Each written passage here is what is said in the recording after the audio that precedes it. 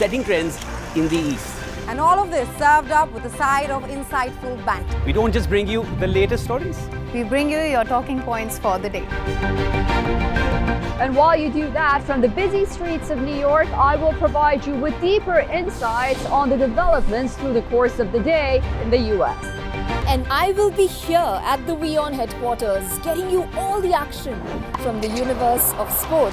All that you need to know about your favorite teams and players right here. The show that keeps you ahead of the global curve. A conversation you'd want to be a part of. A place where news becomes an engaging exchange. We bring you stories that impact your present. This is World DNA. Join the conversation.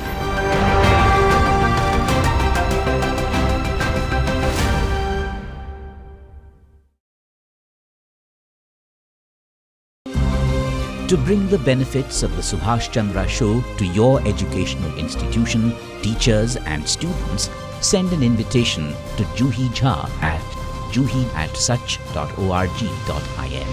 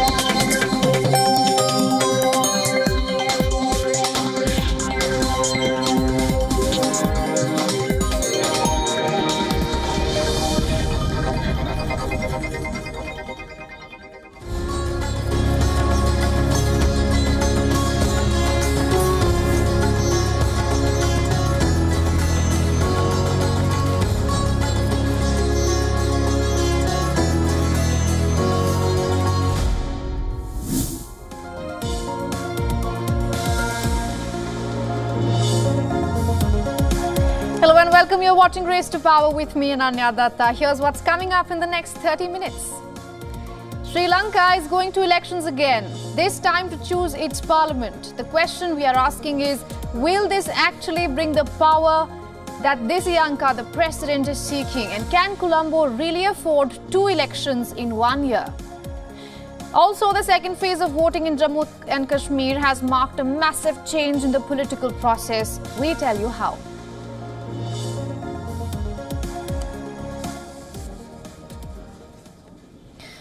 Now, Sri Lanka's newly elected President Anura Kumara Dissanayaka is making his first national address as we speak. So far, he has said that the priority is to stabilize the economy and also said that his government intends to continue with the current loan program with the International Monetary Fund and also focus on debt restructuring. And for more on this, our correspondent Dasuni Athauda is joining us from Colombo on the phone line. Dasuni, what is the latest you're hearing? Well, yes, it was certainly a very important address to the nation where the president did confirm that he, as the head of state, will be continuing with the current IMF programs and that all other debt restructuring discussions will also continue. He also made sure that to invite all those who wish to genuinely and positively build Sri Lanka, that an invitation is open to come and work with his government. He also highlighted that he is well aware that even though he was appointed as president by a slim majority, that he will work hard towards gaining the trust of all those who did not make him his first choice of president. Right, Dasuni, while he was on the campaign trail, Dissanayaka had criticized the current IMF bailout package with Sri Lanka, and the Prime Minister as well had said that one of the first actions that they're going to take is speak to the IMF, try to sit down and almost jot out a new plan. It seems like that's not happening, is it? Yes, on the outlook, it does appear to be so. Given that this address also clearly pointed out that he wishes to continue the current IMF programs. But we are yet to see, given that the IMF has also extended an invitation to hold talks with the newer government. So in the coming few weeks, we'll definitely get to know how President Anur Dissanayake intends to sort of go about this IMF issue, which you rightly pointed out, Ananya, which he has been campaigning for, saying that it must change and there must be big changes made with regard to certain IMF conditions. All right, Dasuni, thank you so much for all those updates. Thank you for joining us from Colombo.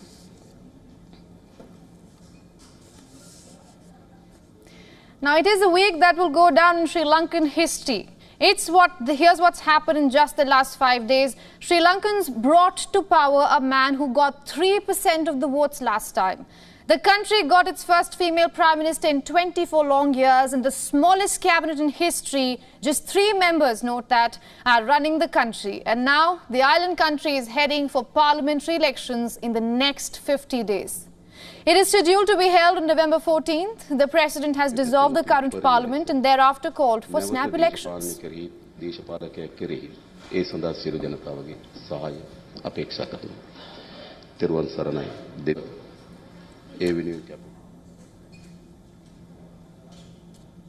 And to understand why the president called for parliamentary elections, it's very important to understand the power structure.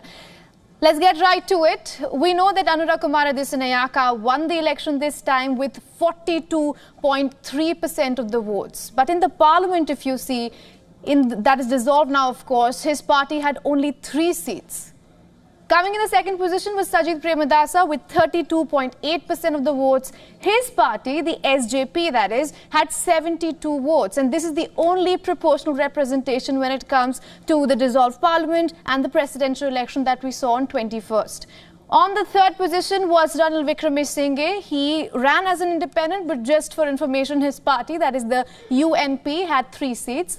Fourth in the race was Namal Rajapaksa, who received less than 3% of the votes, 2.5% to be specific, of the total votes. But his party, that is the SLPP, the Rajapaksa clan, of course, had the largest share of 105 seats in the parliament.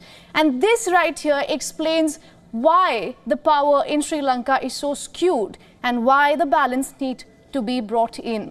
A lot has changed in the last 2 years in Sri Lanka, and the president is aiming to get more seats to pass the reforms that he has promised.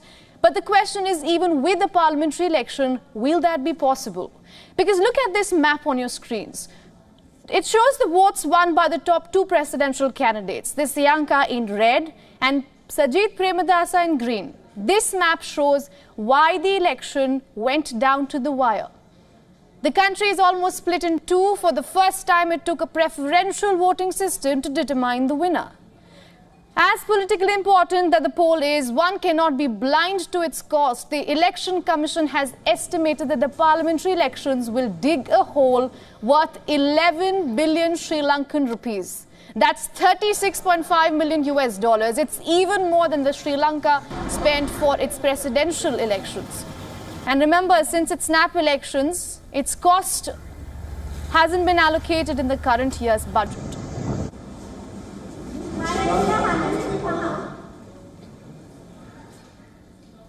So it is clear 2 elections in a year is going to be a high price for the cash-strapped nation, and the hope is that it brings the change that Sri Lankans have voted for. Here's how the people and the voters are reacting to the president dissolving the parliament.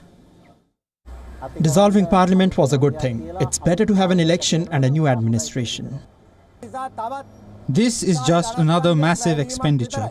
If they govern without racism, caste issues and religious divisions, that by itself will be a great achievement. I believe that the decision people took in electing the new president was good. We'll have to see in 1 or 2 years if this situation would have changed. I hope that the new government will have the ability to do so.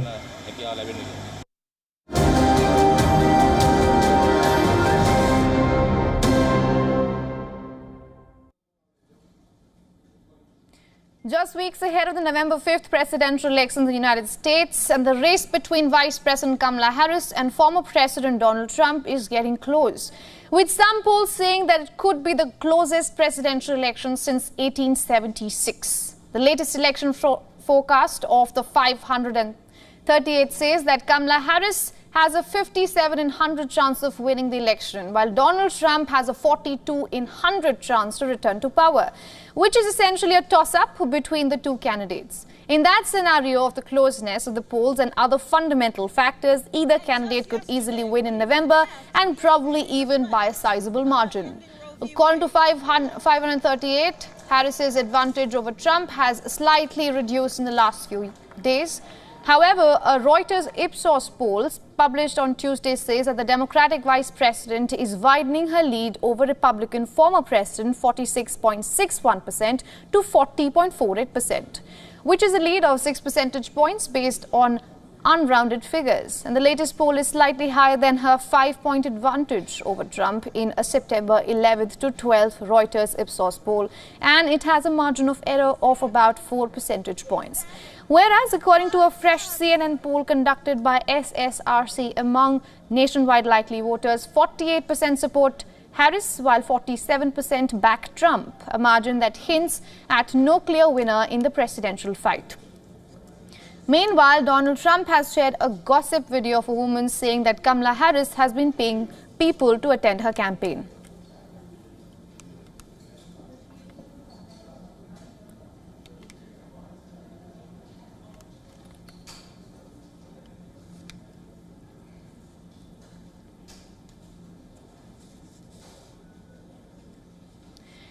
In a few hours from now, former US President Donald Trump is expected to make a pit stop in North Carolina. This time, Trump's campaign stop will be in the Queen City.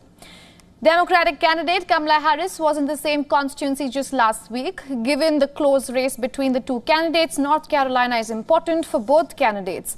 North Carolina used to lean Republican and is now more of a purple state. It is reported to have even numbers of Republican and Democratic voters. Democrats running for president have only won North Carolina once since 1980, when Barack Obama carried the state in 2008.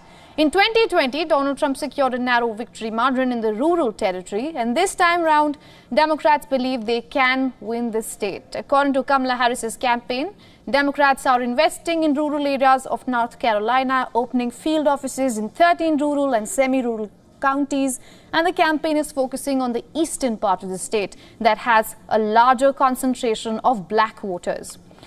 North Carolina is also the same state where Republicans voted to override Democratic governor's veto of 12-week abortion ban last year. While Donald Trump prepares his pitch for the Queen City, Kamala Harris will push for new incentives to boost domestic manufacturing in Pittsburgh. Democratic candidate is expected to touch base with private sector in the city, and this development comes a day after her rival Trump said that he will take factory jobs from other countries if need be.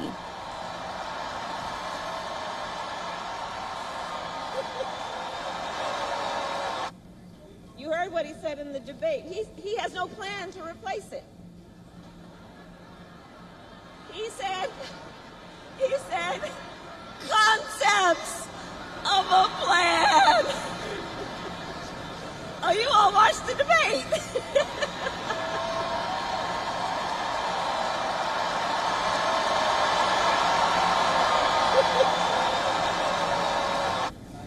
You heard what he said in the debate.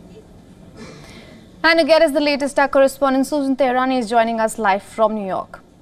Susan, good to see you. The fact remains that 8 of the last 12 winners of North Carolina ultimately sat in the White House. So if we take that statistic a little further, a recent report actually suggests that if Kamala Harris wins North Carolina, she'll actually have 95% chances of sitting in the White House, and that same number stands at 74% for Donald Trump.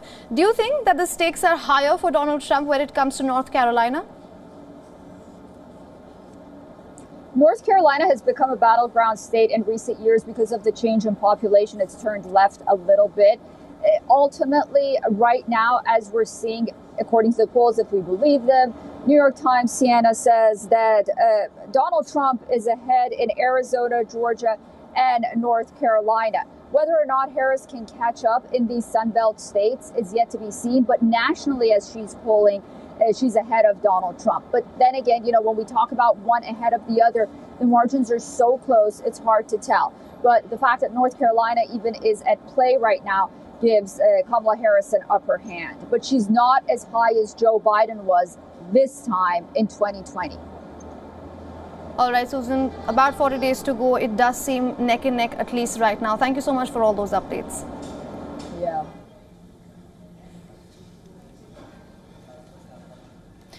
Now, the second phase of voting in Jammu and Kashmir has marked a sea change in the political process in the region. In the Kashmir Valley, the areas that once used to boycott the elections with hardly 2 to 3% of voting have recorded a relative high percentage of voting, shifting the ground reality in the region. Here's a report. The Soibag area in Budgam is embracing change in a big way. Once a hotbed of separatism, this birthplace of Sayyid Salahuddin, the Pakistan-based chief of the Hizbul Mujahideen terror outfit, is showing its ballot now over the politics of boycott.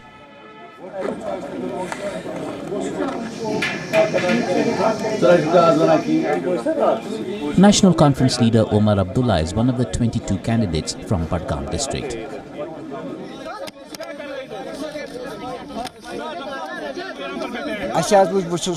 Seta shukur guzar az yemi election kyaz variyah dut hayit ös kit kön yaşu tu donkas mız pasavan lider banit taklir masjidan mız kerit jamian mız ijtiman mız taklir kerit sinik savan baç varan kerit az berik forum.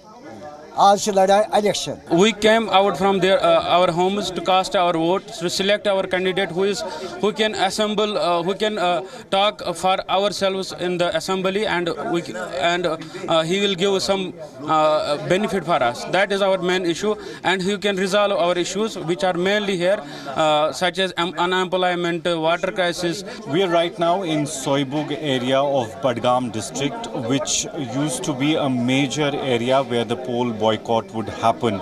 This is the same area where his chief Sayyid Salahuddin belongs to, and that's one of the reasons we've seen poll boycott from the last 3 decades taking place. But today we're seeing good number of people coming out and casting their vote in areas which used to earlier see a lot of poll boycott.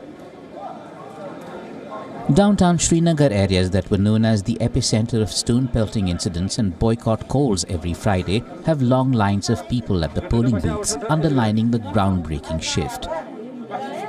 Downtown में बेरोजगारी ज़्यादा है, power का मसला, road खराब है, पड़े हुए हैं, चावल राशन का मसला है, ये मसलों के ढेर है इधर, इसलिए लोग आज खुशी से झूम रहे हैं, इलेक्शन हो रहा है, चुनेंगे अपने नुमाइंदे को। इसी मुद्दे को देखकर करते हैं कि आप हमारा अपना मिनिस्टर बनी, हमारा अपना एमएलए बनी, वही जो 1905 में यहाँ हो गया, 370 छीन लिया गया, उसी की वजह से अब वोट ज़्यादा डाल रहे हैं। लोग पीजी पीएचडी करके घर में बैठे हुए हैं, जो कि काज बनता जा रहा है ड्रग अब्यूज़ की तरह। लड़के जो है इतना पढ़ लिख के घर में बैठे हुए हैं, उनको डिप्रेशन हो रहा है। इलेक्ट्रिसिटी बिल भी बहुत ज़्यादा आती है, यहाँ पे इलेक्ट्रिसिटी भी नहीं रहती है, और राशन वगैरह वो भी बहुत कम दिया जाता है। यहाँ पे हमारी जितनी रिक्वायरमेंट होती है उससे बहुत ज़्यादा कम दिया जाता है, तो हम चाहते हैं कि हमारे सारे मसले हल हो जाए। We are right now in Srinagar's Nauhata area, which is always known for stone pelting as well as boycott. But what we see on the ground today is that hundreds of people have come out of their houses and have come to cast their vote. This is not only in Srinagar's downtown, but areas in Budgam, areas in Gandarbal, which have been witnessing complete boycott in the last 3 decades.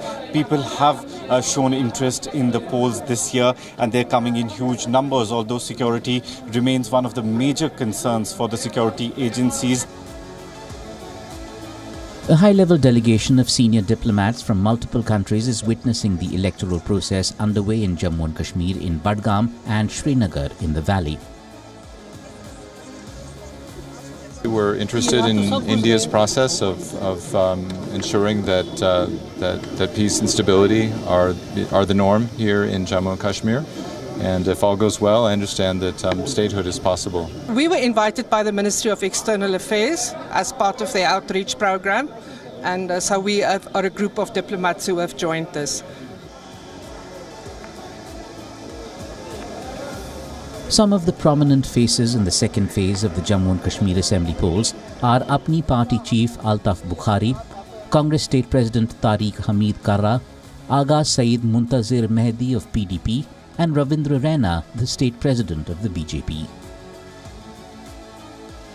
Especially with regard to the foreign delegation's visit, security was beefed up across all the polling booths where they will be visiting. This is the first time that foreign delegates have been brought in to note and to basically monitor the polling that is going on for the second phase of Jammu and Kashmir's assembly election. With video journalist Feroz Idris Lone for WION World is One.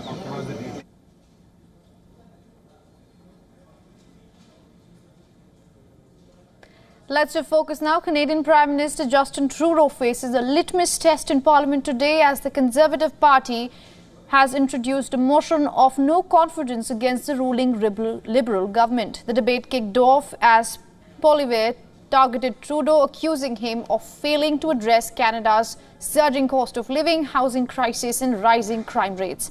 He said that the country is struggling under the 9 years of Liberal government's mismanagement.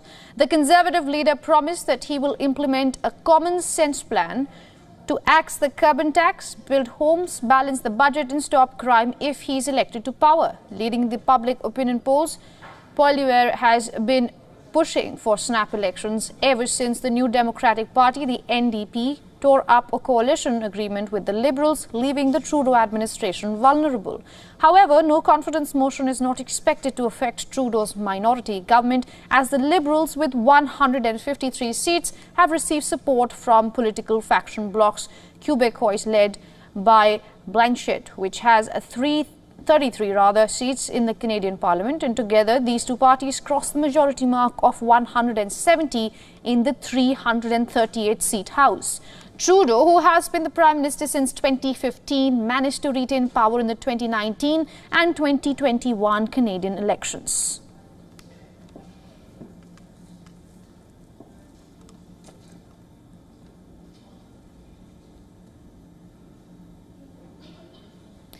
And in a huge blow to Prime Minister Keir Starmer, Labour members voted against his proposed winter fuel cuts on the final day of the party's conference in UK's Liverpool.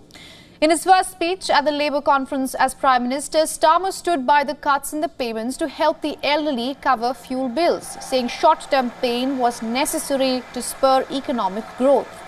His statements come in light of the decision to slash billions from the winter fuel payments budget meant for Britain's pensioners. The motion calling on the cuts to be reversed was carried in a show of hands on the final day of the conference, and the Communication Workers Union teamed up with Unite to push a motion opposing the removal of the payments from 10 million retirees.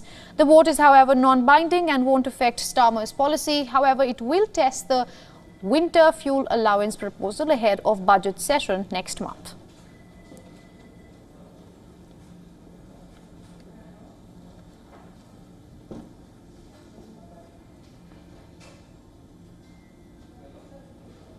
Moving on to Czech Republic now, the Prime Minister Peter Fiala's decision to fire a minister belonging to a junior partner party has thrown the ruling coalition into a crisis. Fiala said that he will ask the President to dismiss Regional Development Minister Ivan Bartos by the end of the month. Now, Fiala said that he has lost trust in Bartos' ability to deal with the problems linked to a new digital system for issuing building permits. In the Czech Republic, the President appoints and dismisses the government ministers at the request of the Prime Minister. President Peter Pavel, who is currently in the United States, said that he would not act until he returned home and learned the details. Tuesday's development came after a poor showing of Bartos' Pirates Party in regional elections on Saturday. Since the election results, Bartos has resigned as the party's head, while Prime Minister Fiala has urged the Pirates to suggest a new candidate for the development ministry. The Pirate Party feels that they have been kicked out and won't return to discuss replacements, as the move effectively ends their role in the government. Besides Bartos, the pirates have 2 more ministers in the government, including Foreign Minister, a vocal supporter of Ukraine's efforts to fight Russia's invasion. Fiala said that he was happy with their work and was asking the pirates to put forward a new minister to replace Bartos. Fiala's government will retain a majority in Parliament's lower house, even without the pirates.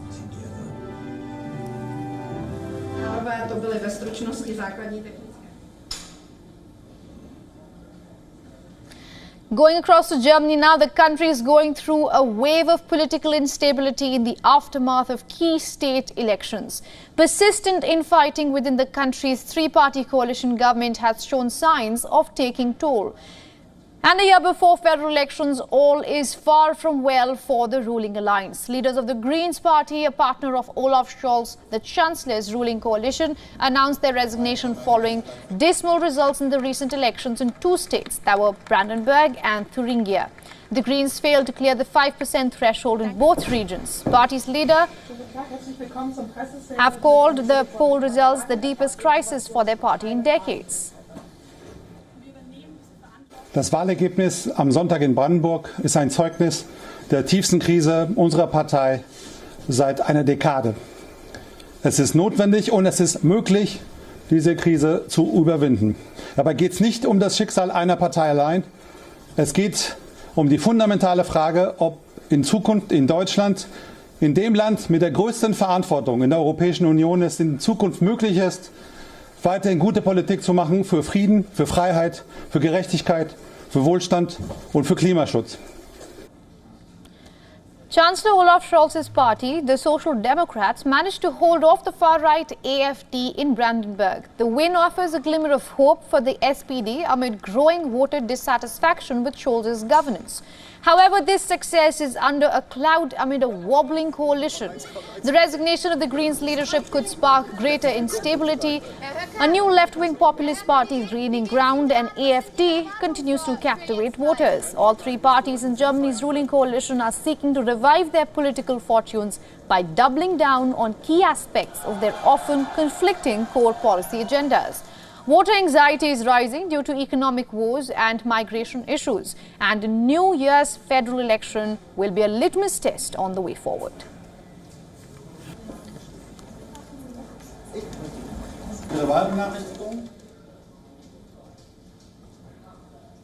And with that, we are wrapping up this edition of Race to Power. Thanks for watching with me, Ananya Datta. Goodbye.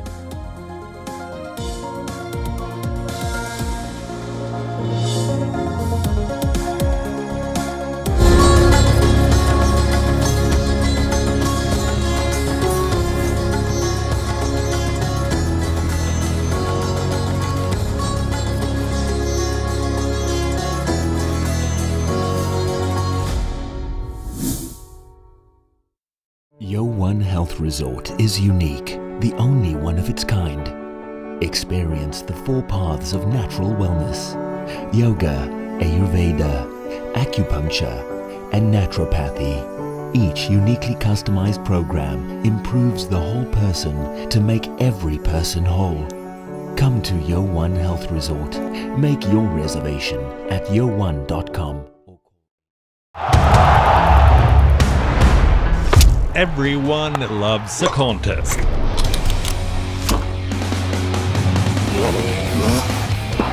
But sport isn't just about victory and defeat.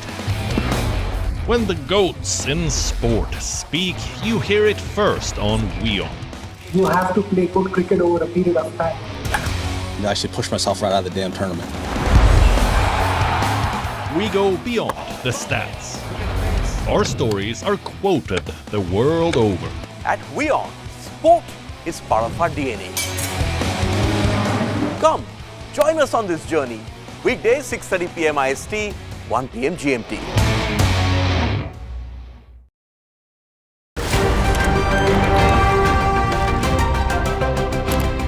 Ready to dive into your daily dose of news?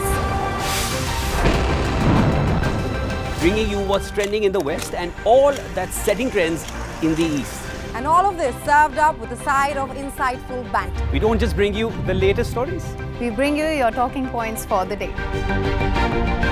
And while you do that, from the busy streets of New York, I will provide you with deeper insights on the developments through the course of the day in the US.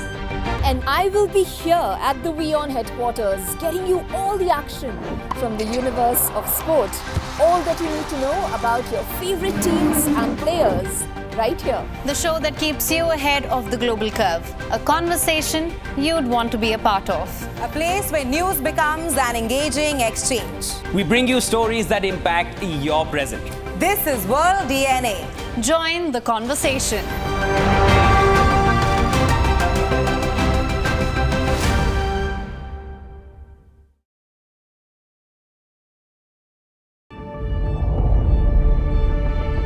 The Earth is sending distress signals. Wildfires, droughts, and melting glaciers. Can we reverse the damage? Explore the harrowing effects of climate change. It's a wake-up call. Global emergency. Climate Tracker on WION World is One. WION, India's global voice, the channel that brings you the biggest stories from across the world through India's lens. Now available in more than 190 countries worldwide. Because we believe that the world is one. Watch us in Africa, Europe, USA and Canada, South America, Asia Pacific, Middle East and North African regions. Also available on these digital platforms across the world. WION, World is One.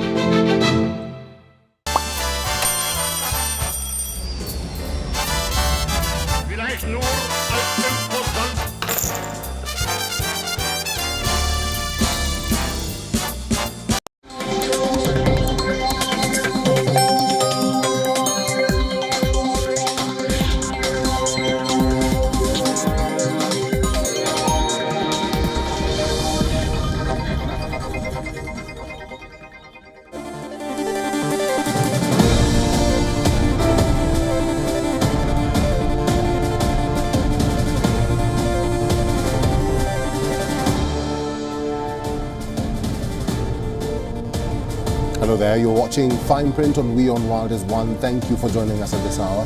I'm Eric Njoka. Let's start with the headlines.